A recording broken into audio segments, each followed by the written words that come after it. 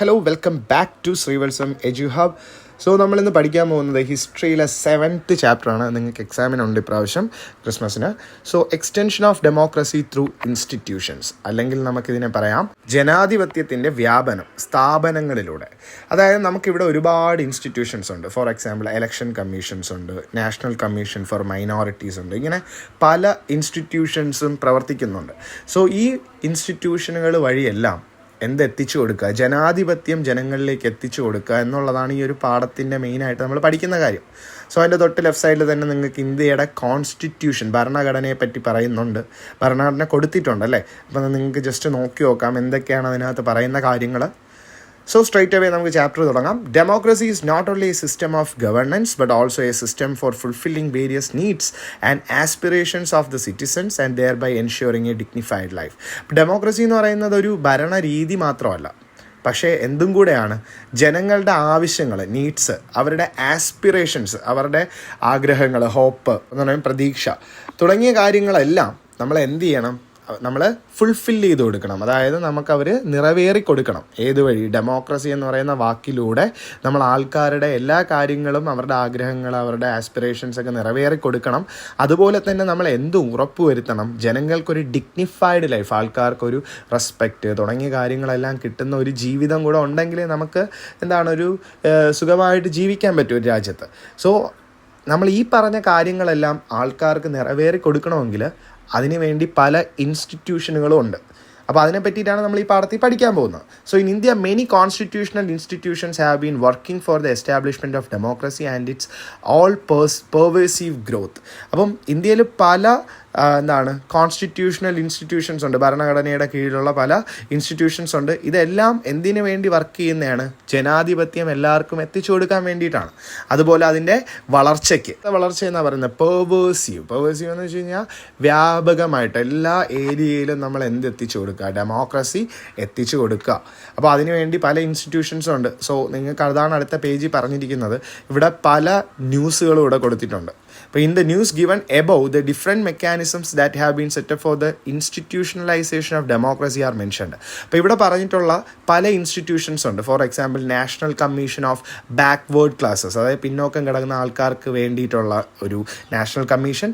പിന്നെ ലോക്സഭ ഇലക്ഷൻ നടക്കുന്ന സമയത്ത് നമ്മളെ ഇലക്ഷൻ കമ്മീഷൻ തുടങ്ങി വുമൺ സേഫ്റ്റി, അതുപോലെ ഹ്യൂമൻ റൈറ്റ്സ് ആരെങ്കിലും വയലേറ്റ് ചെയ്ത് കഴിഞ്ഞാൽ മനുഷ്യാവകാശ കമ്മീഷൻ, അതുപോലെ ഷെഡ്യൂൾഡ് കാസ്റ്റ്, ഷെഡ്യൂൾഡ് ട്രൈബ് അല്ലെ SC/ST തുടങ്ങിയ മേഖലകളിലൊക്കെ ഉള്ള ആൾക്കാർക്ക് വേണ്ടിയിട്ടുള്ള കമ്മീഷൻ, അതുപോലെ മൈനോറിറ്റി ആയിട്ടുള്ള ആൾക്കാർക്ക് വേണ്ടിയിട്ട് അവരുടെ ലാംഗ്വേജ്, റിലീജിയൻ, അതായത് മൈനോറിറ്റി എന്ന് പറയുമ്പോൾ കുറച്ച് ആൾക്കാർ കുറച്ച് റിലീജിയനിലുള്ളവർ കാണും, കുറച്ച് ലാംഗ്വേജ് മാത്രം സംസാരിക്കുന്നവർ കാണും, ഇവരെ പ്രൊട്ടക്റ്റ് ചെയ്യുക.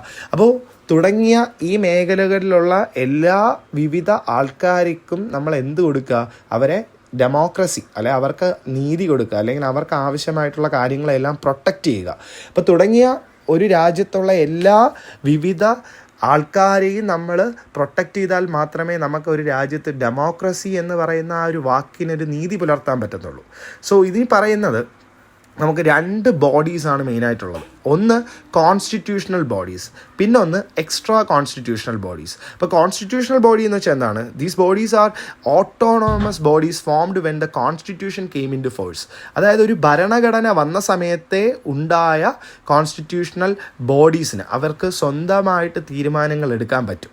അതായത് ആ ഒരു ഇൻസ്റ്റിറ്റ്യൂഷൻ ഫോളോ ചെയ്യുന്നത് ഈ ഭരണഘടനയിൽ പറഞ്ഞിരിക്കുന്ന പല നിയമങ്ങൾക്കും അടിസ്ഥാനമായിട്ടായിരിക്കും കോൺസ്റ്റിറ്റ്യൂഷണൽ ബോഡീസ് വർക്ക് ചെയ്യുന്നത്. ഇത് കൂടുതൽ മനസ്സിലാക്കാൻ നമ്മൾ പഠിച്ച് വരുമ്പോൾ നമുക്ക് മനസ്സിലാവും. The constitution is the source of power of the constitutional bodies. അപ്പം കോൺസ്റ്റിറ്റ്യൂഷണൽ ബോഡി മുഴുവൻ തീരുമാനങ്ങൾ എടുക്കുന്നതും ഭരണഘടനയിൽ പറഞ്ഞിട്ടുള്ള നിയമങ്ങൾക്ക് പ്രകാരമായിരിക്കും. Constitutional amendment is essential for effecting any change in the power of structure of these bodies. അപ്പം ഈ കോൺസ്റ്റിറ്റ്യൂഷണൽ ബോഡിയുടെ കീഴിൽ വരുന്ന ഏതൊരു ഡിപ്പാർട്ട്മെൻറ്റിനും എന്ത് ചെയ്യണം? അവർക്ക് എന്തെങ്കിലും മാറ്റം വരുത്തണമെങ്കിൽ ചുമ്മാ അങ്ങ് മാറ്റം വരുത്താൻ പറ്റില്ല. കോൺസ്റ്റിറ്റ്യൂഷണൽ അമെൻമെൻറ്റ് എന്ന് വെച്ചാൽ ചേഞ്ചാണ്. ഭരണഘടനയിൽ ചേഞ്ച് വരുത്തണമെങ്കിൽ നമ്മൾ മുമ്പ് പഠിച്ചിട്ടുണ്ട്. അതായത് ലോക്സഭ, രാജ്യസഭ ഇവരൊക്കെ സംസാരിച്ച് ഇവർക്ക് ഡിസിഷൻ എടുത്ത് അങ്ങനെയൊക്കെ നമുക്ക് മാറ്റം വരുത്താൻ പറ്റും. അല്ലാതെ ചുമ്മാ പോയി അങ്ങ് മാറ്റാൻ പറ്റില്ല. കാര്യം ഇത് ഭരണഘടനയിൽ പറഞ്ഞിട്ടുള്ള നിയമമാണ്. ഫണ്ടമെൻ്റൽ റൈറ്റ്സ് നമുക്ക് ചുമ്മാ പോയി മാറ്റാൻ പറ്റുമോ? ഇല്ല. അപ്പോൾ തുടങ്ങിയ കാര്യങ്ങളാണ്. ഇനി എക്സ്ട്രാ കോൺസ്റ്റിറ്റ്യൂഷണൽ ബോഡീസ് എന്ന് വെച്ചാൽ എന്താണ്? Are formed by the laws passed by the parliament. അപ്പോൾ ഒരു പാർലമെൻറ്റ് വഴി പാസ്സാക്കുന്ന നിയമങ്ങളെയാണ് നമ്മൾ എന്തെന്ന് പറയുന്നത്? എക്സ്ട്രാ കോൺസ്റ്റിറ്റ്യൂഷണൽ ബോഡീസ് എന്ന് പറയുന്നത്. ഇതൊരു പക്ഷേ ഭരണഘടനയിൽ കാണൂല, പക്ഷേ നമ്മൾ പാർലമെൻറ്റ് വഴിയായിരിക്കും നമ്മൾ എന്ത് ചെയ്യുന്നത്? ഈ ഒരു നിയമം പാസ്സാക്കിയിട്ടുള്ളത്.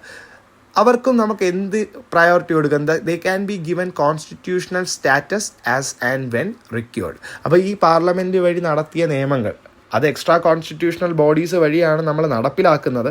സോ ഇവർക്കും നമുക്ക് എന്ത് ഉറപ്പ് വരുത്താൻ പറ്റും? ഒരു കോൺസ്റ്റിറ്റ്യൂഷണൽ സ്റ്റാറ്റസ്, അതായത് ഭരണഘടനയ്ക്ക് തുല്യമായിട്ടുള്ളൊരു പവർ നമുക്ക് കൊടുക്കാൻ പറ്റും. അതിനെയാണ് എക്സ്ട്രാ കോൺസ്റ്റിറ്റ്യൂഷണൽ ബോഡി എന്ന് പറയുന്നത്. These bodies play a pivotal role in practically implementing the fundamental values of constitution such as equality, liberty, social justice, secularism in Indian society. കണ്ടില്ലേ? ഈ കോൺസ്റ്റിറ്റ്യൂഷണൽ ബോഡി ആയാലും എക്സ്ട്രാ കോൺസ്റ്റിറ്റ്യൂഷണൽ ബോഡി ആയാലും ഇവരുടെ പ്രധാന ലക്ഷ്യം എന്താണ്? നമ്മളുടെ അടിസ്ഥാനമായിട്ടുള്ള കാര്യങ്ങൾ, അതായത് equality, liberty, freedom, social justice, സാമൂഹികമായിട്ടുള്ള നീതി, സെക്യുലാരിസം, അതായത് മതേതരത്വം തുടങ്ങിയ കാര്യങ്ങളെല്ലാം നമ്മൾ ഈ എക്സ്ട്രാ കോൺസ്റ്റിറ്റ്യൂഷണലും കോൺസ്റ്റിറ്റ്യൂഷണൽ ബോഡീസ് വഴിയാണ് നടപ്പിലാക്കുന്നത്. So these institutions achieve the basic goal of democracy by integrating all sections of the people of the country. അപ്പോൾ ഈ ഇൻസ്റ്റിറ്റ്യൂഷൻസ് ഒക്കെ മെയിനായിട്ട് ചെയ്യുന്നത് എന്താണ്? എല്ലാവർക്കും ജനാധിപത്യം കൊടുക്കുക. ജനാധിപത്യം കൊടുക്കുമ്പോൾ നമ്മൾ രാജ്യത്തിനകത്തുള്ള എല്ലാ ആൾക്കാരെയും, എല്ലാ സെക്ഷൻസ് ഓഫ് പീപ്പിളിനെയും നമ്മൾ എന്ത് ചെയ്യും? ഇൻ്റഗ്രേറ്റ് ചെയ്യും. അതായത് ഒരുമിച്ച് ഒരു കുടക്കീഴിലേക്ക് എത്തിച്ചു കൊണ്ടുവരും. അങ്ങനെ എല്ലാവരും ഒരുമിച്ച്, ഏത് റിലീജിയൻ ആയാലും ഏത് ലാംഗ്വേജിൽ സംസാരിക്കുന്ന ആൾക്കാരായാലും എല്ലാവരും ഒന്നിച്ച് ഒരു കുടക്കീഴിൽ വന്നാൽ മാത്രമേ നമുക്കതിനെ എന്താണ് ഒരു ഡെമോക്രാറ്റിക് കൺട്രി എന്ന് പറയാൻ പറ്റൂ. The success of democracy hinges on the active participation of marginalized and weaker sections of society. അല്ലേ? ഒരു ഡെമോക്രസി എപ്പോഴാണ് സക്സസ്ഫുൾ ആവുന്നത്, ജനാധിപത്യം എന്ന് വിളിക്കുന്നത്? ആ രാജ്യത്തിനകത്തുള്ള മാർജിനൽ അല്ലെങ്കിൽ വീക്കർ സെക്ഷൻ, അതായത് വളരെ കുറച്ച് ആൾക്കാർ, മൈനോറിറ്റി ആയിട്ടുള്ള ആൾക്കാരും വീക്കറായിട്ട് പിന്നോക്കം നിൽക്കുന്ന ആൾക്കാരെല്ലാവരും ഇതിൻ്റെ ഭാഗമായാൽ മാത്രമേ ഒരു ഡെമോക്രസി സക്സസ് ആണെന്ന് നമുക്ക് പറയാൻ പറ്റൂ. For that their wishes and aspirations need to be considered fairly. അല്ലേ? അങ്ങനെ ആ ഒരു ഡെമോക്രസി സക്സസ് ആവണമെങ്കിൽ അവരുടെ വിഷ്, അല്ലെ, അവരുടെ ആഗ്രഹങ്ങൾ, അവരുടെ ആസ്പിറേഷൻ, അവരുടെ പ്രതീക്ഷകൾ ഇതെല്ലാം നമ്മൾ നിറവേറി കൊടുക്കണം. So constitutional and extra constitutional bodies play a vital role in realising this goal in India. സോ ഈ രണ്ട് കോൺസ്റ്റിറ്റ്യൂഷനിലും എക്സ്ട്രാ കോൺസ്റ്റിറ്റ്യൂഷനിലും ബോഡീസാണ് മെയിനായിട്ട് എന്ത് ചെയ്യുന്നത്? ഈ കാര്യങ്ങളെല്ലാം നടപ്പിലാക്കി കൊടുക്കുന്നത്. So let's examine how the institutions mentioned above help in the spread of democracy.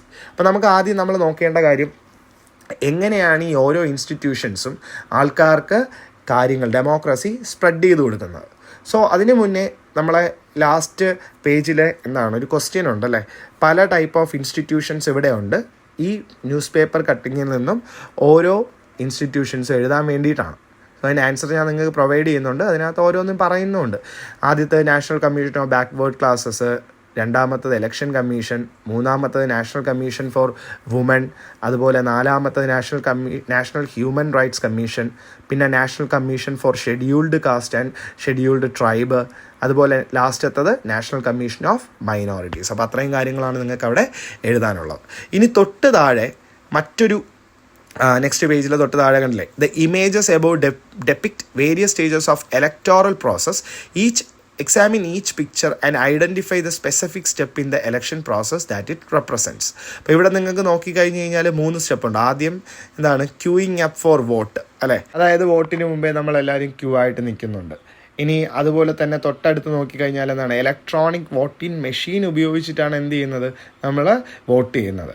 പിന്നെ അതുപോലെ പോളിംഗ് ബൂത്തിനകത്ത്, അല്ലെ, പോളിംഗ് ബൂത്തിനകത്താണ് നമ്മൾ എന്ത് ചെയ്യുന്നത്? ഈ കാര്യങ്ങളെല്ലാം ചെയ്യുന്നത്. സോ ഇത്രയും കാര്യങ്ങൾ നിങ്ങൾക്ക് അവിടെ എഴുതാം. ഇവിടെ ഒന്ന് സിമ്പിളായിട്ട് പറഞ്ഞു കഴിഞ്ഞാൽ, ഞാൻ പറഞ്ഞു കോൺസ്റ്റിറ്റ്യൂഷണൽ ബോഡീസ് എന്ന് പറഞ്ഞു കഴിഞ്ഞാൽ മുഴുവൻ എന്തിലുള്ളതിനു നമ്മുടെ ഭരണഘടനയ്ക്കകത്തുള്ള നിയമങ്ങൾക്ക് പ്രകാരമുള്ളതാണ്. അത് നമ്മൾ നേരത്തെ നോക്കിയ ലിസ്റ്റിനകത്ത് ഇലക്ഷൻ കമ്മീഷൻ കോൺസ്റ്റിറ്റ്യൂഷൻ്റെ പ്രകാരം ഉള്ളതാണ്, ആർട്ടിക്കിൾ 324. പിന്നെ ഷെഡ്യൂൾഡ് കാസ്റ്റും ഷെഡ്യൂൾഡ് ട്രൈബും അതുപോലെ 338 ആർട്ടിക്കിൾ, അതൊക്കെ കോൺസ്റ്റിറ്റ്യൂഷൻ്റെ പ്രകാരം ഉള്ളതാണ്. എക്സ്ട്രാ കോൺസ്റ്റിറ്റ്യൂഷണൽ ബോഡീസിൻ്റെ എക്സാമ്പിൾ ആയിട്ടുണ്ട് നമ്മുടെ national commission for backward classes. ഇതൊന്നും ഡയറക്റ്റ് കോൺസ്റ്റിറ്റ്യൂഷനിലുള്ളതല്ല, പാർലമെൻറ്റ് വഴി നമ്മൾ നടപ്പിലാക്കിയ നിയമങ്ങളാണ് ഇതൊക്കെ. അതുപോലെ നാഷണൽ കമ്മീഷൻ ഫോർ വുമൺ, പിന്നെ മൈനോറിറ്റീസ്, ഹ്യൂമൻ റൈറ്റ്സ് കമ്മീഷൻ, ഇതൊക്കെ എക്സ്ട്രാ കോൺസ്റ്റിറ്റ്യൂഷണൽ ബോഡീസാണ്. ഇത് നമ്മൾ എങ്ങനെ നടപ്പിലാക്കിയാണ്? പാർലമെൻറ്റ് വഴി നിയമം പാസ്സാക്കിയതാണ്.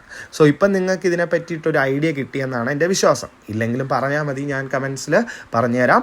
ഓക്കെ, സോ ഇനി നമുക്ക് അതിലെ മെയിനായിട്ടുള്ള എലക്ഷൻ കമ്മീഷൻ. അപ്പോൾ നമുക്കറിയാം എലക്ഷൻ കമ്മീഷൻ എന്ന് പറയുന്ന ഒരു കോൺസ്റ്റിറ്റ്യൂഷണൽ ബോഡിയാണ്. അത് ഭരണഘടനയ്ക്കകത്തുള്ള നിയമപ്രകാരം വർക്ക് ചെയ്യുന്നതാണ് എന്ന് നമുക്ക് മനസ്സിലായി. So it is known that elections play pivotal role in democratic governance. അല്ലേ, ഒരു ജനാധിപത്യ ഭരണത്തിന് എലക്ഷൻ ഇല്ലാതെ കാര്യങ്ങൾ നടക്കത്തില്ല. So in a democratic system of governance people's representatives and rulers come to power through elections. അല്ലേ, നമ്മളാണ് ജനങ്ങൾ തന്നെയാണ് അവിടുത്തെ പ്രതിനിധികളും, അതുപോലെ തന്നെ റൂളേഴ്സ്, അല്ലെ, ഭരിക്കുന്നതും ആര് തന്നെയാണ്? ജനങ്ങൾ തന്നെയാണ് എലക്ഷൻ വഴി. Therefore, it is essential to have an independent and authentic system to guarantee just and impartial elections. എന്നുള്ള കാര്യമാണ്. ഒരു എലക്ഷൻ നടക്കുന്ന സമയത്ത് അത് ഇൻഡിപെൻഡൻ്റ് ആയിരിക്കും. നമ്മൾ ആരെയും ആശ്രയിച്ചോ കാര്യങ്ങളോ ഒന്നും അല്ല ചെയ്യുന്നത്. പിന്നെ അതൊരു ഓതൻറ്റിക് ആയിരിക്കും. ഓതൻറ്റിക് എന്ന് വെച്ചാൽ ഒറിജിനലായിട്ടുള്ള രീതിയിലായിരിക്കും എലക്ഷൻ നടക്കുന്നത്. ഈ എലക്ഷൻ ഇങ്ങനെ ഇൻഡിപെൻഡൻറ്റും അതുപോലെ ഓതൻറ്റിക്കുമായിട്ട് നടത്തുന്ന എന്തിനു വേണ്ടിയിട്ടാണ്? ടു ഗ്യാരൻറ്റി ജസ്റ്റ് എന്ന് വെച്ചാൽ നീതിപരമായിട്ടും ഇംപാർഷ്യലായിട്ടും, ആരെയും നമ്മൾ കൂറ് കാണിക്കാതെ അല്ലെങ്കിൽ അവരെ കൂടുതൽ സപ്പോർട്ട് ചെയ്യാതെ അങ്ങനെയൊന്നും അല്ല എലക്ഷൻ നടക്കുന്നത്. ജനങ്ങൾ ആർക്കാണോ വോട്ടിടുന്നത് അവർ ജയിക്കും. അതുകൊണ്ടാണ് ഇൻഡിപെൻഡൻറ്റ് ആൻഡ് ഓതൻറ്റിക് സിസ്റ്റം എന്നൊക്കെ പറയുന്നത്. So in India election commission A constitutional body is entrusted with this vital responsibility. അപ്പോൾ എലക്ഷൻ കമ്മീഷൻ എന്ന് പറയുന്ന എന്ത് ബോഡിയാണ്? ഒരു കോൺസ്റ്റിറ്റ്യൂഷണൽ ബോഡിയാണ്. ഭരണഘടനയ്ക്കകത്ത് പറഞ്ഞിട്ടുള്ള നിയമപ്രകാരമാണ് എലക്ഷൻ കമ്മീഷൻ വർക്ക് ചെയ്യുന്നത്. സോ അവരുടെ ഫുൾ അധികാരവും കോൺസ്റ്റിറ്റ്യൂഷനിലെ ബേസ് ചെയ്തിട്ടായിരിക്കും. സോ ഈ എലക്ഷൻ കമ്മീഷനിലാണ് ഈ മുഴുവൻ റെസ്പോൺസിബിലിറ്റിയും ഉള്ളത്. അപ്പോൾ എന്നാണ് എലക്ഷൻ കമ്മീഷൻ വന്നത്? 25 ജാനുവരി 1950 ആർട്ടിക്കിൾ 324 ബേസ് ചെയ്തിട്ടാണ് നമ്മുടെ എലക്ഷൻ കമ്മീഷൻ ഇന്ത്യയിലെത്തുന്നത്. The present election commission consist of chief election commissioner and 2 commissioners. കണ്ടില്ലേ, ഇപ്പോഴത്തെ എലക്ഷൻ കമ്മീഷനിൽ ആരൊക്കെയാണ് മെയിനായിട്ടുള്ളത്? മെയിൻ ചീഫ് എലക്ഷൻ കമ്മീഷണർ ഉണ്ട്, അതുപോലെ പോരാഞ്ഞിട്ട് 2 കമ്മീഷണേഴ്സും കൂടെ ഉണ്ട്. ഇവരെയൊക്കെ അപ്പോയിൻറ്റ് ചെയ്യുന്നത് ആരാണ്? നമ്മൾ പഠിച്ചിട്ടുണ്ട് മുമ്പ്. They are appointed by the president of India. ഇന്ത്യയിലെ പ്രസിഡൻ്റാണ് ഈ ചീഫ് ഇലക്ഷൻ കമ്മീഷണറിനെയും കമ്മീഷണേഴ്സിനെയൊക്കെ അപ്പോയിൻറ്റ് ചെയ്യുന്നത്. The tenure of office of the members of commission is 6 years or up to the age of 65. Tenure അതായത് അധികാരകാലം. ഇവർക്ക് ഒന്നിൽ 6 വർഷം വരെ ഭരിക്കാം. ഇല്ലെങ്കിൽ പിന്നെ എങ്ങനെ ഭരിക്കാം? 65 വയസ്സാകുന്നത് വരെയും ഭരിക്കാം. അതിപ്പോൾ 6 വർഷം ആയില്ലെങ്കിലും ആയാലും 65 വർഷത്തിന് ശേഷം പിന്നെ അവർക്ക് എന്ത് ചെയ്യാൻ പറ്റില്ല? ഭരിക്കാൻ പറ്റില്ല. ഈ chief election commissioner can be removed from his position only through impeachment. ആദ്യം മനസ്സിലാക്കേണ്ട എന്താണ് ഇംപീച്ച്മെൻറ്റ്. ഇംപീച്ച്മെൻറ്റ് എന്ന് വെച്ചാൽ വേറെ ഒന്നുമില്ല, ഇതുപോലെ ഉയർന്ന റാങ്കിലിരിക്കുന്ന ഒരു ഗവൺമെൻറ് ഉദ്യോഗസ്ഥൻ, അതിപ്പോൾ ഒരു പ്രസിഡൻ്റ് ആവാം, ജഡ്ജ് ആവാം, ഇവരെന്തെങ്കിലും തെറ്റ് ചെയ്തിട്ടുണ്ടെങ്കിൽ മാത്രമേ, അല്ലെങ്കിൽ ഇവരുടെ പവർ മിസ്യൂസ് ചെയ്തിട്ടുണ്ടെങ്കിൽ മാത്രമേ ഇവരെ നമുക്ക് എന്ത് ചെയ്യാൻ പറ്റൂ? എടുത്ത് കളയാൻ പറ്റൂ. ആ ഒരു പ്രോസസ്സിൻ്റെ പേരാണ് ഇംപീച്ച്മെൻറ്റ്. അപ്പോൾ അതാണ് ഇവിടെ പറയുന്നത്. ഈ ചീഫ് ഇലക്ഷൻ കമ്മീഷണറിനെയൊക്കെ ഇംപീച്ച്മെൻറ്റ് ചെയ്തെങ്കിൽ മാത്രമേ റിമൂവ് ചെയ്യാൻ പറ്റൂ, അല്ലാതെ റിമൂവ് ചെയ്യാൻ പറ്റില്ല. So the activities of election commission in different states and the union territories are coordinated by the chief electoral officers. അപ്പോൾ ഇലക്ഷൻ കമ്മീഷനിൽ പല സ്റ്റേറ്റുകളിലുണ്ട്, പല യൂണിയൻ ടെറിട്ടറികളിലും ഇലക്ഷൻ സമയത്ത് ഇലക്ഷൻ കമ്മീഷൻ വർക്ക് ചെയ്യും. സോ ഇതിനെയൊക്കെ കോർഡിനേറ്റ് ചെയ്ത് ഒരുമിച്ച് കൊണ്ടുപോകുന്നത് ആരൊക്കെയാണ്? ഇതിൽ തിരഞ്ഞെടുക്കപ്പെടുന്ന ചീഫ് ഇലക്ടോറൽ ഓഫീസേഴ്സാണ് ഇതിനെ മുഴുവൻ കോർഡിനേറ്റ് ചെയ്ത് കൊണ്ടുപോകുന്നത്. പിന്നെ തൊട്ട് താഴെ നിങ്ങൾക്ക് ഇലക്ട്രോണിക് വോട്ടിംഗ് മെഷീനെ പറ്റി പറയുന്നുണ്ട്. സോ അത് നിങ്ങൾ വായിച്ച് നോക്കിയാൽ മതി. നിങ്ങൾക്കിപ്പോൾ എക്സാമിന് ആക്ച്വലി അത് ചോദിക്കത്തില്ല എന്താണ് EVM എന്നുള്ളത്. പിന്നെ എനിക്ക് കുറച്ച് നാൾ ഇവിടെ ഇല്ലായിരുന്നത് കൊണ്ടും നമുക്ക് എക്സാം ഉടനെ ഉള്ളത് കൊണ്ടും ഞാനത് വായിച്ച് എക്സ്പ്ലെയിൻ ചെയ്ത് നിൽക്കുന്നില്ല. നമുക്ക് പരീക്ഷയ്ക്കുള്ള ടോപ്പിക്ക് ഇപ്പോൾ പഠിക്കാം. Okay, so as a constitutional body form the establishment of democracy election commission performs a significant role. അല്ലേ, അപ്പോൾ ഒരു കോൺസ്റ്റിറ്റ്യൂഷണൽ ബോഡിയുടെ ഭാഗമാണ് നമ്മളെ എലക്ഷൻ കമ്മീഷൻ എന്ന് പറയാം. സോ ഈ ഒരു എലക്ഷൻ കമ്മീഷന് ഒരുപാട് സിഗ്നിഫിക്കൻറ്റ് റോളുകളുണ്ട്. അവർ ചെയ്തു കൊടുക്കേണ്ട പല കാര്യങ്ങളുമുണ്ട്. അപ്പോൾ ആ കാര്യങ്ങൾ ഏതൊക്കെയാണെന്ന് നമുക്ക് പഠിക്കാം. അപ്പോൾ അതിന് മുന്നേ ഇവിടെ ഒരു നെക്സ്റ്റ് പേജിൽ നോക്കിക്കഴിഞ്ഞാൽ 3 പേര് സംസാരിക്കുന്നുണ്ട്. അല്ലേ, can I vote in this parliament election എന്നാണ് ചോദിക്കുന്നത്. ഒരു കുട്ടിയാണ്, സ്കൂൾ ബാഗൊക്കെ തൂക്കിയേക്കുക. അപ്പോൾ നമുക്കറിയാം 18 വയസ്സായിട്ടില്ല. അല്ലേ, നോ. അപ്പോൾ പറയാണ്, അച്ഛൻ പറഞ്ഞു കൊടുക്കുകയാണ്, no you should be minimum 18 years old. അല്ലേ, വോട്ടേഴ്സ് ലിസ്റ്റിൽ നീ എൻറോൾ ചെയ്യപ്പെടുന്നെങ്കിൽ നിനക്ക് 18 വയസ്സാവണം. ആ വോട്ടേഴ്സ് ലിസ്റ്റൊക്കെ തയ്യാറാക്കുന്നത് ആരാ? എലക്ഷൻ കമ്മീഷനാണെന്നാണ് അമ്മ പറഞ്ഞു കൊടുക്കുന്നത്. And issues identity card in our country. അല്ലേ, നമ്മളെ വോട്ടേഴ്സ് ID കാർഡൊക്കെ നമുക്ക് തരുന്നതും ആരാണ്? എലക്ഷൻ കമ്മീഷനാണ്. So it is clear from the conversation that in our country, the Election Commission prepares voters list and issues voters identification card. അപ്പം voters list ആരൊക്കെയാണ് vote ഇടുക എന്നുള്ളതിൻ്റെ ലിസ്റ്റും പിന്നെ അതുപോലെ നമ്മളെ വോട്ടേഴ്സ് ID കാർഡ് തരുന്നതും ആരാണ്? നമ്മുടെ ഇലക്ഷൻ കമ്മീഷനാണ്. അപ്പോൾ ഇത് മനസ്സിലായ സ്ഥിതിക്ക് നമുക്കിനി ഇലക്ഷൻ കമ്മീഷൻ്റെ ഓരോ ഫങ്ഷൻസ് നമുക്ക് നോക്കാം. Preparation of electoral roll and issuance of ID card, അല്ലേ? നമ്മളെ വോട്ടേഴ്സ് ലിസ്റ്റ് തയ്യാറാക്കുക. ഇലക്ടോറൽ റോൾ എന്ന് പറയുന്നത് വോട്ടേഴ്സ് ലിസ്റ്റും അതുപോലെ തന്നെ ID കാർഡ് തരുന്നത് ഇലക്ഷൻ കമ്മീഷനാണ്. Supervise, administer and control the election to the offices of the president and the vice president of India, members of Lok Sabha, Rajya Sabha, state legislative assemblies തുടങ്ങിയ ഇത്രയും ഇലക്ഷൻ പ്രൊസീജിയേഴ്സിനെയും സൂപ്പർവൈസ് ചെയ്യുക, അതിന് മേൽനോട്ടം വഹിക്കുക, അതിനെ അഡ്മിനിസ്റ്റർ ചെയ്യുക, അതിനെ ഭരിക്കുക, കൺട്രോൾ ചെയ്യുക തുടങ്ങിയ ഇത്രയും സ്ഥലങ്ങളിലുള്ള ഇലക്ഷനും സൂപ്പർവൈസ് ചെയ്യുന്നതും അഡ്മിനിസ്റ്റർ ചെയ്യുന്നതും ആരാണ്? ഇലക്ഷൻ കമ്മീഷനാണ്. പിന്നെ promulgation and enforcement of codes of conduct. ഈ കോഡ്സ് ഓഫ് കണ്ടക്ട് എന്ന് വെച്ച് കഴിഞ്ഞാൽ നമ്മൾ ഇലക്ഷൻ സമയത്ത് പാലിക്കേണ്ട കുറേ നിയമങ്ങൾ, ഇതിനെ പ്രൊമുൾഗേറ്റ് ചെയ്യുന്ന വെച്ചാൽ എല്ലായിടത്തും വിളംബരം ചെയ്ത് അറിയിക്കുക. അതുപോലെ തന്നെ എൻഫോഴ്സ്മെൻറ്റ്, ഈ നിയമം കറക്റ്റായിട്ട് നടപ്പിലാക്കുക തുടങ്ങിയതാണ് ഇലക്ഷൻ കമ്മീഷൻ്റെ ജോലി. അതുപോലെ recognition of political parties and allotment of symbols to them, അതായത് ഓരോ പൊളിറ്റിക്കൽ പാർട്ടി ഏതൊക്കെ സിംബൽസാണ് ഉപയോഗിക്കേണ്ടത്, ഏതൊക്കെ രീതിയിലാണ് അവർ ഇലക്ഷന് സൈനും അതുപോലെ കളേഴ്സും ഇതൊക്കെ ഉപയോഗിക്കേണ്ടത് തുടങ്ങിയതെല്ലാം ഇലക്ഷൻ കമ്മീഷനാണ്. അവർ നോക്കി മേൽനോട്ടം വഹിച്ചാണ് കാര്യങ്ങൾ ചെയ്യുന്നത്. Issue election notifications, receive, scrutinise and accept nominations and publish the list of candidates. ഇന്ന് തന്നെ നോട്ടിഫിക്കേഷൻ, അതായത് എന്നാണ് ഇലക്ഷൻ നടക്കാൻ പോകുന്നത്. അതുപോലെ receive, scrutinise and accept nomination, അതായത് ഓരോ ആപ്ലിക്കേഷൻസ്, ഓരോ കാൻഡിഡേറ്റിനെ അവർ മുഴുവനായിട്ട് അവരുടെ ആപ്ലിക്കേഷൻ റിസീവ് ചെയ്യും, വാങ്ങും, ആരൊക്കെയാണോ പങ്കെടുക്കാൻ വരുന്നത്. എന്നിട്ട് അവരെ സ്ക്രൂട്ടനൈസ് ചെയ്യാന്ന് വെച്ചാൽ അവരെ ചെക്ക് ചെയ്യും, അവരുടെ ക്വാളിഫിക്കേഷനൊക്കെ കറക്റ്റ് ആണോ, അവർ റിക്വയർമെൻറ്റ്സ് ഒക്കെ അവർക്കുണ്ടോ, എന്നിട്ട് അവരെന്ത് ചെയ്യത്തുള്ളൂ, ഈ നോമിനേഷൻ അക്സെപ്റ്റ് ചെയ്യത്തുള്ളൂ. നമ്മൾ പറഞ്ഞു കേട്ടിട്ടില്ലേ, ചില മന്ത്രിമാർ ഇന്ന് നോമിനേഷൻ എന്ത് ചെയ്യും, ഇലക്ഷൻ കമ്മീഷന് കൈമാറും എന്നൊക്കെ. അപ്പോൾ ഇവരാണിത് നോക്കുന്നത്, ഇവർക്ക് ക്വാളിഫിക്കേഷനൊക്കെ ഉണ്ടോ. അതുപോലെ ഏറ്റവും അവസാനം ഏതൊക്കെ കാൻഡിഡേറ്റ് ആണ് മത്സരിക്കുന്നത് എന്നുള്ള ഒരു ലിസ്റ്റ് പബ്ലിഷ് ചെയ്യും. അപ്പം ജനങ്ങൾക്ക് അറിയാൻ പറ്റും, ഓക്കെ ഇത്രയും സ്ഥാനാർത്ഥികളാണ് ഉള്ളത്. പിന്നെ അതിനുശേഷം എന്ത് ചെയ്യും, schedule the dates for poll and its counting, declare results and resolve disputes. അപ്പോൾ അതുപോലെ എന്തൊക്കെ കാര്യങ്ങളൂടെ ചെയ്യും, schedule the dates four polling, അല്ലേ? എന്നാണ് വോട്ടിംഗ് ആൾക്കാർക്ക് ചെയ്യാൻ പറ്റുന്നത്, എന്നാണ് വോട്ടിംഗ് കൗണ്ട് ചെയ്യുന്നത്, അതുപോലെ റിസൾട്ട് ഡിക്ലെയർ ചെയ്യുന്ന ദിവസം അറിയിക്കും. പിന്നെ എന്തെങ്കിലും ഡിസ്പ്യൂട്ട്, അതായത് ആൾക്കാർ തമ്മിൽ ഇലക്ഷൻ റിസൾട്ടിൽ എന്തെങ്കിലും എതിർപ്പുണ്ടെങ്കിൽ ആ കാര്യങ്ങളെല്ലാം റിസോൾവ് ചെയ്യുക, അതിനൊക്കെ ഒരു സൊല്യൂഷൻ കണ്ടെത്തുന്നതും ഇലക്ഷൻ കമ്മീഷനാണ്. പിന്നെ audit election expenses and take appropriate follow up actions. അതുപോലെ ഇലക്ഷൻ കമ്മീഷൻ ചെയ്യുന്ന മറ്റൊരു കാര്യം ഓഡിറ്റ് ഇലക്ഷൻ എക്സ്പെൻസസ്, അതായത് ഇലക്ഷന് വേണ്ടിയിട്ട് ഒരുപാട് ക്യാമ്പയിനിങ്ങും കാര്യങ്ങളും ഒക്കെ വിളിക്കും. അപ്പോൾ ഇതിന് ഒരു പാർട്ടി എത്രമാത്രം പൈസയാണ് ചിലവാക്കിയത്, അത് ലീഗലാക്കിയാണോ ചെയ്തത്, അതോ അവരെന്തെങ്കിലും തെറ്റുകൾ ചെയ്തിട്ടുണ്ടോ, അങ്ങനെ തെറ്റുകളൊക്കെ ചെയ്തിട്ടുണ്ടെങ്കിൽ അതിനനുസരിച്ചിട്ടുള്ള ആക്ഷൻസും കാര്യങ്ങളും ഒക്കെ ആരെടുക്കും, നമ്മുടെ ഇലക്ഷൻ കമ്മീഷൻ എടുക്കും. So our country has well organised laws to define the duties and responsibilities of election commission and to make the extensive and complex electoral system efficient and participatory. അപ്പോൾ നമ്മളെ രാജ്യത്തിനകത്ത് വളരെ ഓർഗനൈസ് ചെയ്തിട്ടാണ് ഈ നിയമങ്ങളെല്ലാം കൊണ്ടുവച്ചിട്ടുള്ളത്. കാര്യം election commission എന്തൊക്കെയാണ് duties, responsibilities എന്നൊക്കെ നമുക്കിത് വായിക്കുമ്പോൾ തന്നെ നമുക്ക് കംപ്ലീറ്റ് ആയിട്ട് മനസ്സിലാക്കാൻ പറ്റും. അതുകൊണ്ട് തന്നെ ഈ വളരെ കോംപ്ലക്സ് ആയിട്ടുള്ള, അതായത് ഇത്രയും സ്റ്റേറ്റുകൾ, ഇത്രയും താലൂക്ക്, പഞ്ചായത്ത്, ഇവരുടെ ഒക്കെ വളരെ കോംപ്ലക്സ് ആയിട്ടുള്ള ഒരു സിസ്റ്റമാണ്. ഈ സിസ്റ്റത്തിനെ വളരെ എഫിഷ്യൻ്റായിട്ട് 100% സക്സസ്ഫുൾ ആയിട്ടും ആൾക്കാരെ 100% പാർട്ടിസിപ്പേറ്റ് ചെയ്യുകയും ഒക്കെയാണ് ഈ ഇലക്ഷൻ കമ്മീഷൻ കാര്യങ്ങൾ ചെയ്യുന്നത്. So the people's representation acts 1950 and 1951, ഈ രണ്ട് നിയമങ്ങളും ഇമ്പോർട്ടൻ്റ് ആണ്, നമ്മൾ അടുത്ത പേജ് പഠിക്കുന്നുണ്ട്. The parliament passed these laws in accordance with article 327 of the constitution. അപ്പോൾ ആർട്ടിക്കിൾ 327 കൂടെയാണ് ഈ പാർലമെൻറ്റ് ഈ നിയമങ്ങൾ പാസ്സാക്കിയിട്ടുള്ളത്. The acts detail the election procedure.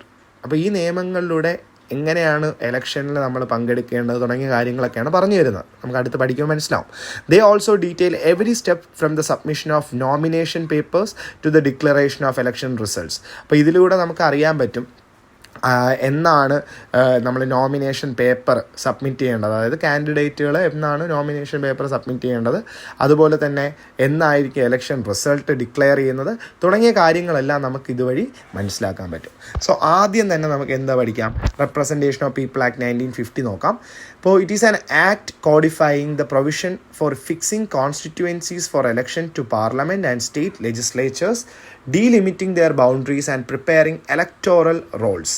കേൾക്കുമ്പോൾ ഇതൊക്കെ പേടിയാവും. ഒന്നുമില്ല, ആദ്യം നമ്മൾ ചെയ്യുന്നത് ഈ ഒരു നിയമത്തിൻ്റെ പ്രകാരം ഫിക്സിംഗ് കോൺസ്റ്റിറ്റ്യുവൻസി. നമുക്കറിയാം, നമ്മളെ കോൺസ്റ്റിറ്റ്യുവൻസി എന്ന് വെച്ചാൽ വോട്ട് ചെയ്യാൻ നമ്മൾ തയ്യാറാക്കുന്ന ഒരു ഏരിയയാണ് എന്തെന്ന് പറയുന്നത് കോൺസ്റ്റിറ്റ്യുവൻസി.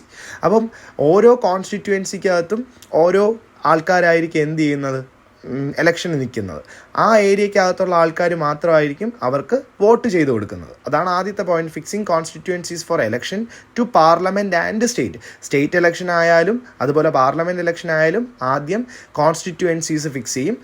എന്നിട്ട് എന്ത് ചെയ്യും, ഈ ഡീലിമിറ്റിംഗ് ദെയർ ബൗണ്ടറീസ്, അതായത് കറക്റ്റ് ബോർഡേഴ്സ്, അതായത് ഒരു കോൺസ്റ്റിറ്റ്യുവൻസിക്കകത്ത് ഇത്രയും ഏരിയയാണ് വരുന്നത്, ആ ഏരിയക്കകത്തുള്ള ആൾക്കാർ മാത്രമേ അതിനകത്ത് വോട്ട് ചെയ്യാൻ പറ്റുള്ളൂ എന്നുള്ള രീതിയിൽ ആ കറക്റ്റ് ഒരു ഏരിയ നമ്മൾ എന്ത് ചെയ്യും, ബൗണ്ടറി അറേഞ്ച് ചെയ്ത് കൊടുക്കും.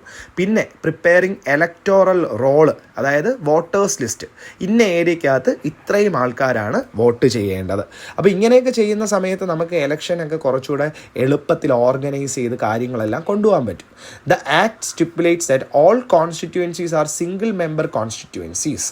അതുപോലെ തന്നെ എന്താ പറയുന്നത്, ഈ ഒരു നിയമപ്രകാരം ഒരു കോൺസ്റ്റിറ്റ്യുവൻസിയിൽ നമ്മൾ എന്തായിരിക്കും, ഒരു സിംഗിൾ വോട്ടറിനെ ആയിരിക്കും നമ്മൾ സെലക്ട് ചെയ്യുന്നത്. അല്ലാതെ ഒരു കോൺസ്റ്റിറ്റ്യുവൻസിയിൽ നിന്ന് ഒന്നിൽ കൂടുതൽ ആൾക്കാരെ നമുക്ക് സെലക്ട് ചെയ്ത് പാർലമെൻറ്റിലേക്ക് പറഞ്ഞ് വിടാൻ പറ്റില്ല. ഒരാളെ ആയിരിക്കും നമ്മൾ തീരുമാനിച്ചെടുക്കുന്നത് വോട്ട് ചെയ്ത്. അതുപോലെ the act provides for matters such as division and delimitation of constituencies. നമ്മൾ നേരത്തെ പറഞ്ഞില്ലേ, ഒരു കോൺസ്റ്റിറ്റ്യൂഷൻസിനകത്ത് നമ്മൾ ഏതൊക്കെയായിട്ട് ഡിവൈഡ് ചെയ്യണം, അതുപോലെ എത്ര ബൗണ്ടറിക്കകത്തുള്ള ആൾക്കാർ വരണം, പിന്നെ ചീഫ് ഇലക്ടോറൽ ഓഫീസറിനെ അപ്പോയിൻമെൻറ്റ് ചെയ്യുന്ന റൂള്, പിന്നെ district returning officers, electoral registration officers, പിന്നെ അതുപോലെ ഇലക്ടോറൽ ലിസ്റ്റ്, വോട്ടേഴ്സ് ലിസ്റ്റ് അല്ലെങ്കിൽ ഇലക്ടോറൽ റോള് പ്രിപ്പയർ ചെയ്യുക. അപ്പോൾ ഇത്രയും കാര്യങ്ങളാണ് റെപ്രസെൻറ്റേഷൻ ഓഫ് പീപ്പിൾ ആക്ട് 1950 കീഴിൽ ചെയ്യുന്നത്. ഇനി അടുത്ത് റെപ്രസെൻറ്റേഷൻ ഓഫ് പീപ്പിൾ ആക്ട് 1951 എന്താ പറയുന്നത്, it is an act to provide for the conduct of elections to the Indian parliament, state legislatures and to determine the eligibility and disqualification of those elected and provide for the settlement of election disputes. അപ്പോൾ നിങ്ങൾക്കിത് പെട്ടെന്ന് വായിക്കുമ്പോൾ ഒരുപക്ഷെ ഇതൊക്കെ എന്തൊക്കെയാണ് എഴുതി വെച്ചിരിക്കുന്നത്, നേരത്തെ പോലെ തോന്നും. നേരത്തെ പോലെ ഇതും എളുപ്പമാണ്. വേറെ ഒന്നുമല്ല, ആദ്യം പറഞ്ഞിരിക്കുന്നത് എന്താണ്, conduct of elections to the Indian parliament and state legislatures. അല്ലേ, ഈ ഒരു നിയമപ്രകാരം നമ്മൾ നേരത്തെ പറഞ്ഞ പോലെ പാർലമെൻറ്റിലേക്കും സ്റ്റേറ്റിലേക്കുമുള്ള എലക്ഷൻ്റെ ഫുള്ള് നിയമവും കാര്യങ്ങളും എല്ലാം ഓർഗനൈസ് ചെയ്യുന്നത് ഈ നിയമത്തിൻ്റെ പ്രകാരമാണ്. അതുപോലെ determine the eligibility and disqualification of those elected. അല്ലേ, ആർക്കൊക്കെയാണ് എലിജിബിൾ, ആർക്കൊക്കെ ഈ ഒരു എലക്ഷൻ്റെ ഭാഗമാവാം, പാർലമെൻറ്റ് ഇലക്ഷൻ ആയാലും സ്റ്റേറ്റ് ഇലക്ഷനൊക്കെ ആയാലും ആർക്ക് ഭാഗമാവാം. പിന്നെ അതുപോലെ ഡിസ്ക്വാളിഫിക്കേഷൻ, എന്തുകൊണ്ട് അവരെ ഡിസ്ക്വാളിഫൈ ചെയ്തു, അല്ലെങ്കിൽ അവർക്ക് ഈ ഒരു ഇലക്ഷൻ്റെ ഭാഗമാവാനുള്ള റിക്വയർമെൻറ്റോ ക്വാളിഫിക്കേഷനോ ഒന്നുമില്ല എന്നുള്ള കാര്യം പറയുക. അതുപോലെ തന്നെ എലക്ഷൻ ഡിസ്പ്യൂട്ടുകൾ, അല്ലേ, ഒരു ഇലക്ഷൻ സമയത്ത് എന്തെങ്കിലും പ്രശ്നങ്ങളോ ഡിസഗ്രിമെൻറ്റുകളോ ഇഷ്യൂസോ കാര്യങ്ങളോ ഒക്കെ വരികയാണെങ്കിൽ ഈ ഒരു ആക്ടിൻ്റെ പ്രകാരം നമുക്ക് കാര്യങ്ങളെല്ലാം മുഴുവനായിട്ട് എന്ത് ചെയ്യാൻ പറ്റും, സോൾവ് ചെയ്യാൻ പറ്റും. അതുപോലെ മറ്റൊരു കാര്യം എന്താണ്, it deals with the crimes related to election and the eligibility and disqualification of the members of the parliament. അതുപോലെ എലക്ഷന് ബന്ധപ്പെട്ട് എന്തെങ്കിലും ക്രൈമുകൾ നടക്കുകയാണെങ്കിൽ അതിനെ നമുക്ക് സോൾവ് ചെയ്യാൻ പറ്റും. പിന്നെ എലിജിബിലിറ്റിയും ഡിസ്ക്വാളിഫിക്കേഷനും, നേരത്തെ പറഞ്ഞ അതേ കാര്യം തന്നെ, ഈ പാർലമെൻറ്റിൽ ആരെങ്കിലും എലിജിബിൾ ആണെങ്കിൽ ആരൊക്കെയാണ് എലിജിബിൾ എന്നുള്ളത് പറഞ്ഞു തരും, ഡിസ്ക്വാളിഫൈ ചെയ്തിട്ടുണ്ടെങ്കിൽ അതിൻ്റെ റീസൺസ് പറഞ്ഞു തരും. It defines the invalidation of the members of parliament and state legislative assembly, system of election and the qualifications and the duties of Chief Electoral Commissioner. അപ്പോൾ അത് വീണ്ടും പറഞ്ഞു തരികയാണ്. അതായത് ഈ ഒരു നിയമപ്രകാരം ഇൻവാലിഡേഷൻ ഓഫ് മെമ്പേഴ്സ്, അതായത് പാർലമെൻറ്റ് ഇലക്ഷൻ ആരൊക്കെ ഇൻവാലിഡാണ്, അതായത് പങ്കെടുക്കാൻ പാടില്ല, അതുപോലെ സ്റ്റേറ്റ് ലെജിസ്ലേറ്റീവ് അസംബ്ലിയിലും ആരൊക്കെ പങ്കെടുക്കാൻ പാടില്ല, പിന്നെ ഈ ഒരു ഇലക്ഷൻ്റെ സിസ്റ്റം എങ്ങനെയാണ് വർക്ക് ചെയ്യുന്നത്, പിന്നെ ആർക്കൊക്കെയാണ് ക്വാളിഫിക്കേഷൻസ് ഉള്ളത്, അതുപോലെ qualification and duties of chief election commissioner, ആരൊക്കെയാണ് ചീഫ് ഇലക്ഷൻ കമ്മീഷണർ ആവാൻ യോഗ്യതയുള്ളത്, അവരുടെ ഡ്യൂട്ടീസ്, അതുപോലെ ബാക്കി ഓഫീസേഴ്സും, district election officer, election observers, returning officers, ഇതൊക്കെ ആർക്കൊക്കെയാണ് ഇതിനുള്ള യോഗ്യതയുള്ളത്, ആരൊക്കെയാണ് ഇതിനകത്ത് ചേരേണ്ടത്, ഇവരൊക്കെ എന്തൊക്കെ ഡ്യൂട്ടീസാണ് ഇലക്ഷൻ സമയത്ത് നോക്കേണ്ടത് തുടങ്ങിയ കാര്യങ്ങളെല്ലാം ഈ ആക്റ്റിൽ പറഞ്ഞു തരുന്നുണ്ട്.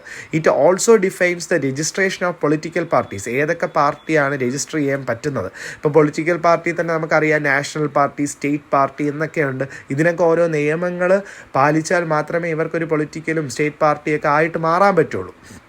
So, according to this act, any organization that wants to become a political party has to register with Election Commission. കണ്ടോ, ഏതൊരു ഓർഗനൈസേഷനും ഒരു പൊളിറ്റിക്കൽ പാർട്ടി ആയി മാറണമെങ്കിൽ ഇലക്ഷൻ കമ്മീഷനിൽ രജിസ്റ്റർ ചെയ്താൽ മാത്രമേ അത് നടക്കത്തുള്ളൂ.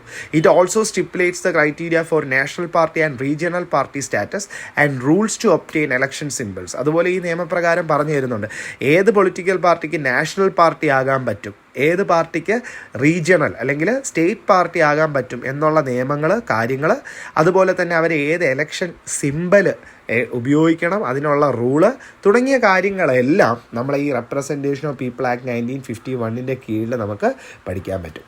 സോ തൊട്ട് താഴെ ഒരു ക്വസ്റ്റ്യൻ ഉണ്ടല്ലേ, digital album including the names of election commissioners of India and their tenures. Tenure എന്ന് വെച്ചാൽ അറിയാലോ, പരമാവധി അധികാര കാലമാണ്. പിന്നെ collect more information regarding the activities of election commission. പിന്നെ അതായത് ഇലക്ഷൻ കമ്മീഷൻ്റെ ആക്ടിവിറ്റി എന്തൊക്കെയാണ് അവർ ചെയ്യേണ്ടത്. Can the voters cast their votes only in polling booth. Polling ബൂത്തിൽ മാത്രമേ വോട്ടേഴ്സിന് വോട്ട് ചെയ്യാൻ പറ്റുമോ എന്നുള്ളതാണ് അടുത്ത ചോദ്യം. Has the election commission made any other arrangement. Election commission വേറെ എന്തെങ്കിലും അറേഞ്ച്മെൻറ്റ് ചെയ്ത് വെച്ചിട്ടുണ്ടോ? സോ ഇതിൻ്റെയൊക്കെ ആൻസേഴ്സ് ഞാൻ താഴെ പ്രൊവൈഡ് ചെയ്യാം. എന്തെങ്കിലും ഡൗട്ട് ഉണ്ടെങ്കിൽ ചോദിച്ചാൽ മതി, ഞാൻ പറഞ്ഞു തരാം. ഓക്കെ, ഇനി നെക്സ്റ്റ് പേജിനകത്ത് നിങ്ങൾ നോക്കിക്കഴിഞ്ഞ് കഴിഞ്ഞാലും സ്റ്റേറ്റ് ഇലക്ഷൻ കമ്മീഷനെ പറ്റിയിട്ടുള്ള കാര്യങ്ങളാണ്. അത് എപ്പോഴാണ് വന്നത്, ഏത് കോൺസ്റ്റിറ്റ്യൂഷണൽ അമെൻമെൻറ്റിൻ്റെ കീഴിലാണ് തുടങ്ങിയ കാര്യങ്ങളാണ്. സോ അത് നിങ്ങൾക്ക് എക്സാമിന് ചോദിക്കില്ല, ബട്ട് വായിച്ച് വയ്ക്കുക മനസ്സിലാക്കാൻ വേണ്ടിയിട്ട്. പിന്നെ ഈ ഒരു ടോപ്പിക്കും കൂടെ നമുക്ക് ഇന്ന് നോക്കാം. The election commission has an important role in forming a democratic government in a richly diverse and highly populated country like India. അപ്പോൾ ഇലക്ഷൻ കമ്മീഷൻ എന്ന് പറയുന്നത് വളരെയധികം പാടുപെട്ട ടീമുകളാണ്. കാര്യം വേറൊന്നുമല്ല, നമ്മളൊരു രാജ്യത്തിനകത്ത് ഒരുപാട് ലാംഗ്വേജ്, ഒരുപാട് റിലീജിയൻ, ഒരുപാട് കൾച്ചറൊക്കെ ഫോളോ ചെയ്യുന്ന ആൾക്കാരുണ്ട്. ഇവരെ എല്ലാവരെയും ഒരു കുടക്കീഴിൽ കൊണ്ടുവന്ന് ഇലക്ഷന് പങ്കെടുപ്പിക്കുക എന്ന് പറയുന്നത് തന്നെ വലിയൊരു കാര്യമാണ്. അതുപോലെ ഡീൽ ചെയ്യുന്നതും പല പാർട്ടികളുടെ കൂടെയാണ്. സോ ഇരട്ടി പ്രശ്നമാണ്. അതാണ് ഇവിടെ പറയുന്നത്, ഒരു ഡെമോക്രാറ്റിക് ഗവൺമെൻറ് അല്ലെ, ജനാധിപത്യ സർക്കാർ തുടങ്ങാൻ വേണ്ടിയിട്ട് ഇലക്ഷൻ കമ്മീഷൻ വളരെയധികം ഇമ്പോർട്ടൻസ് അവർക്കുണ്ട്. കാര്യം ഇന്ത്യ എന്ന് പറയുന്നത് ഡൈവേഴ്സാണ്, വൈവിധ്യം നിറഞ്ഞ ആൾക്കാരും ലാംഗ്വേജും ഹൈലി പോപ്പുലേറ്റഡ് ആയിട്ടുള്ള ഒരു കൺട്രിയാണ്. സോ ഇലക്ഷൻ കമ്മീഷന് വളരെ ഒരു ഇമ്പോർട്ടൻറ്റ് റോൾ തന്നെ അവിടെ ഉണ്ട്. There were several sections in our society that were marginalised on the basis of social economic and gender inequalities. അല്ലേ, നമ്മളെ സൊസൈറ്റിക്കകത്ത് നോക്കിക്കഴിഞ്ഞാൽ പല ആൾക്കാരെയും മാർജിനലൈസ് ചെയ്ത് വെച്ചിട്ടുണ്ട്. മാർജിനലൈസ് ചെയ്യുന്ന വെച്ചാൽ നമ്മളവരെ വേറൊരു വിഭാഗം എന്നുള്ള രീതിയിൽ വെച്ചിട്ടുണ്ട്. അതൊരു പക്ഷേ സാമൂഹികമായിട്ട്, അതായത് ഇന്ന കാസ്റ്റിലുള്ള ആൾക്കാർ, ആ ഒരു കാസ്റ്റിലുള്ള ആൾക്കാർ, പണ്ടൊക്കെ നമുക്കറിയാം എന്തൊക്കെയാണ് ഉണ്ടായിരുന്നത്. അപ്പോൾ അതിൻ്റെ കുഞ്ഞു കുഞ്ഞു സാധനങ്ങൾ ഇപ്പോഴും ഉണ്ട് ഈ കാസ്റ്റിൻ്റെ അടിസ്ഥാനമായിട്ടൊക്കെ. പിന്നെ എക്കോണമിക്കായിട്ട്, സാമ്പത്തികമായിട്ട് ആൾക്കാരെ നമ്മൾ എന്ത് ചെയ്യും, ഇവൻ പൈസയുള്ളവൻ, ഇവൻ പൈസ ഇല്ലാത്തവൻ, അങ്ങനെയൊന്നുമില്ല. എല്ലാവരുടെ ദേഹത്തും ഒഴുകുന്നത് ഒരേ രക്തവും കഴിക്കുന്നത് ഒരേ ഫുഡുമാണ്. അപ്പോൾ ഇതൊക്കെ വെറുതെയാണ്. പിന്നെ അതുപോലെ ജെൻഡർ ഇനിക്വാളിറ്റീസ് അല്ലേ, നമുക്കറിയാം ചിലയിടത്ത് വുമണിനെയൊക്കെ വളരെയധികം നമ്മളെ താഴ്ത്തിയിട്ടിരിക്കും അല്ലേ, പലയിടത്തും അവർക്ക് ഈക്വാലിറ്റി കിട്ടുന്നില്ല. സോ തുടങ്ങിയ കാര്യങ്ങളെയൊക്കെ അടിസ്ഥാനമായിട്ട് പല സൊസൈറ്റിയിലുള്ള ആൾക്കാരെ ഇങ്ങനെ മാർജിനലൈസ് ചെയ്ത് വെച്ചിട്ടുണ്ട്, ഒരു മൂലയിലാക്കി വെച്ചിട്ടുണ്ട്. So the election commission has perform the duty of laying the strong political foundation of Indian democracy by making these sections of people participate in the process of election. അപ്പോഴാണ് നമ്മൾ ഈ പാഠം കറക്റ്റ് ആവുന്നത്. എക്സ്റ്റൻഷൻ ഓഫ് ഡെമോക്രസി, നമ്മളെല്ലാവരിലും ജനാധിപത്യം എത്തിക്കുകയാണ്. അതായത് ഈ കുഞ്ഞ് മൈനോറിറ്റി ആയിട്ടുള്ള ആൾക്കാരെ പോലും ഇലക്ഷൻ കമ്മീഷൻ അവരെ വിളിച്ചെടുത്ത് അവരെ ഈ പൊളിറ്റിക്സിൻ്റെ ഭാഗമാക്കുകയാണ്. അവർക്കും വോട്ട് ചെയ്യാനുള്ള അവകാശം കൊടുത്ത് അവരെയും പാർട്ടിസിപ്പേറ്റ് ചെയ്യിപ്പിക്കുന്നത് ആരാണ്? ഇലക്ഷൻ കമ്മീഷനാണ്. അപ്പോൾ ഇലക്ഷൻ കമ്മീഷൻ എന്ന് പറയുന്നത് ഒരു കോൺസ്റ്റിറ്റ്യൂഷണൽ ബോഡി അല്ലെങ്കിൽ ഒരു കോൺസ്റ്റിറ്റ്യൂഷണൽ ഇൻസ്റ്റിറ്റ്യൂഷനാണ്. സോ ഈ ഒരു ഇൻസ്റ്റിറ്റ്യൂഷൻ ഇപ്പോൾ എന്താ ചെയ്തത്? ഡെമോക്രസിയെ എക്സ്റ്റെൻഡ് ചെയ്യിപ്പിച്ചു, എല്ലാവരിലും എത്തിപ്പിക്കുകയാണ് ചെയ്തത്. So this constitution institution makes democracy stronger and meaningful through transparent and fair conduct of the election at various levels in the government. അപ്പോൾ ഈ ഒരു ഭരണഘടനാ ഇൻസ്റ്റിറ്റ്യൂഷൻ എന്ത് ചെയ്തു? ഡെമോക്രസിയെ വളരെ സ്ട്രോങ് ആക്കുന്നുണ്ട്, അതുപോലെ മീനിങ്ഫുൾ, അർത്ഥമുള്ളതാക്കുന്നുണ്ട്. എങ്ങനെ ആക്കുന്നുണ്ട്? ഒരു എലക്ഷൻ നടക്കുമ്പോൾ അതൊരു ട്രാൻസ്പെറൻ്റ് ആയിരിക്കും. കാര്യം നമുക്ക് എലക്ഷൻ നടക്കുമ്പോൾ നമുക്ക് അവിടെ എന്താണ് സംഭവിക്കുന്നതെന്ന് മുഴുവൻ അറിയാനുള്ള അവകാശമുണ്ട്. എവിടെ വോട്ട് ചെയ്യണം, ആരാണ്, എന്താണ് തുടങ്ങിയ കാര്യങ്ങളെല്ലാം നമ്മൾ അറിയുന്നുണ്ട്. അതുപോലെ ഫെയർ ആണ്. അതായത് ആരെയും കൂടുതൽ സഹായിക്കുകയോ അല്ലെങ്കിൽ അവർക്ക് കൂടുതൽ സപ്പോർട്ട് ചെയ്യുകയോ അങ്ങനെയൊന്നുമില്ല. ഫെയർ ആയിട്ടുള്ള ഒരു ഇലക്ഷനാണ്. അതിപ്പോൾ നമ്മുടെ രാജ്യത്തിനകത്ത് ഏതൊരു ലെവലിലേക്ക് പോയി നോക്കിയാലും, അതൊരു പാർലമെൻറ്റ് ഇലക്ഷൻ ആവട്ടെ, സ്റ്റേറ്റ് ഇലക്ഷൻ ആവട്ടെ, പഞ്ചായത്ത് ഇലക്ഷൻ ആവട്ടെ, തുടങ്ങി എവിടെ നോക്കിയാലും ഇലക്ഷൻ കമ്മീഷൻ്റെ റോളെന്ന് പറയുന്നത് വളരെ കറക്റ്റായിട്ടുള്ള രീതിയിലാണ് കാര്യങ്ങൾ ചെയ്യുന്നത്. സോ ഇത്രയാണ് നമുക്ക് ഇന്ന് നമ്മൾ പഠിക്കുന്നത്. അടുത്ത കോൺസ്റ്റിറ്റ്യൂഷണൽ ബോഡിയായ ഇത് എക്സ്ട്രാ കോൺസ്റ്റിറ്റ്യൂഷണൽ ബോഡിയാണ് നാഷണൽ ഹ്യൂമൻ റൈറ്റ്സ് കമ്മീഷൻ. അത് നമുക്ക് അടുത്ത ക്ലാസ്സിൽ പഠിക്കാം. സോ എന്തെങ്കിലും ഡൗട്ട്സോ കാര്യങ്ങളോ ഉണ്ടെങ്കിൽ ചോദിക്കാം. പിന്നെ സാറ് 2-3 യാത്രകളിലായിരുന്നു, അപ്പോൾ അതുകൊണ്ടാണ് വീഡിയോസും കാര്യങ്ങളൊന്നും അപ്ലോഡ് ചെയ്യാൻ പറ്റാത്ത. ഒരുപാട് കമൻസൊക്കെ ഞാൻ കാണുന്നുണ്ടായിരുന്നു. അപ്പോൾ നിങ്ങളുടെ സപ്പോർട്ടിന് എന്തായാലും വളരെ വലിയ താങ്ക്സ്. പിന്നെ എന്തായാലും ഞാൻ ബാക്കിയുള്ള വീഡിയോസും കാര്യങ്ങളൊക്കെ ഉടനെ ചെയ്യാം. എനിക്കറിയാം നിങ്ങൾക്ക് എക്സാംസ് വരുന്നുണ്ട്. സോ നോട്ട്സ് എല്ലാം I will provide it. So study well and see you till the next video.